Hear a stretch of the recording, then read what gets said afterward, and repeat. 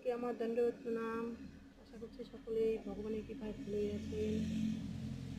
তো আমরা যারা ভগবানের সেবায় নিয়োজিত আছি, যারা অনবরত ভগবানের নাম বলছি, তারপরেও ভাবছি অবশেষে যদি আমরা ভগবানের নাম স্মরণ করতে না পারি তাহলে আমাদের কী গতি হবে। সকলের মনে সেই প্রশ্ন আসে, মৃত্যুকালে আমরা কে কীরকমভাবে থাকবো সেটা আমরা কেউই বলতে পারি না। তাই ভগবান শ্রীকৃষ্ণ 10 অধ্যায়ের 10 নম্বর শ্লোকে বলছে, তেষাম সতত দুক্ত নাম ভজতাম প্রীতি পূর্বকম দদামি বুদ্ধি যুগম তম যেন মামু পজান্তিতি। তো এখানে ভগবান বলছে যে আমার সেবায় নিত্য যুক্ত, যারা ভক্তিযুক্ত হয়ে প্রীতিপূর্বক আমার সেবায় নিত্য যুক্ত থাকেন, আমি তাদের শুদ্ধ জ্ঞানজনিত বুদ্ধি যোগ দান করব। বলছে যারা আমার সেবায় প্রতিদিন যুক্ত, আমি তাদেরকে বুদ্ধিযুক্ত জ্ঞান দান করব, আর সেই জ্ঞানের দ্বারাই আমাকে স্মরণ করে আবার আমার কাছে ফিরে আসবে।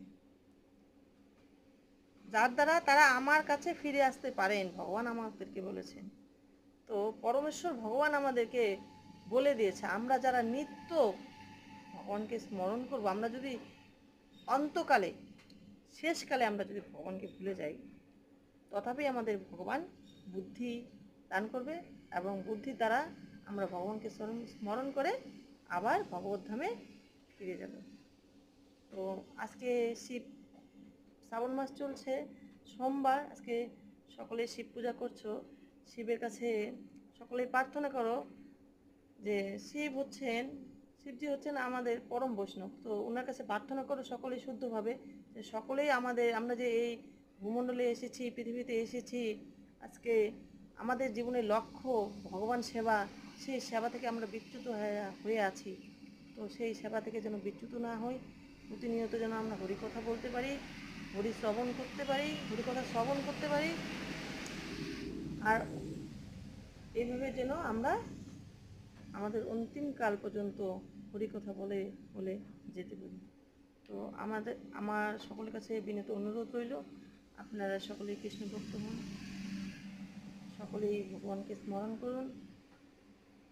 মানব জীবনের উদ্দেশ্য কিছুতেই ভুলে যাবেন না, আমাদের মানব জীবনের উদ্দেশ্যই হচ্ছে কৃষ্ণ সেবা। তো আশা করি সকলেই পালন করার চেষ্টা করবেন।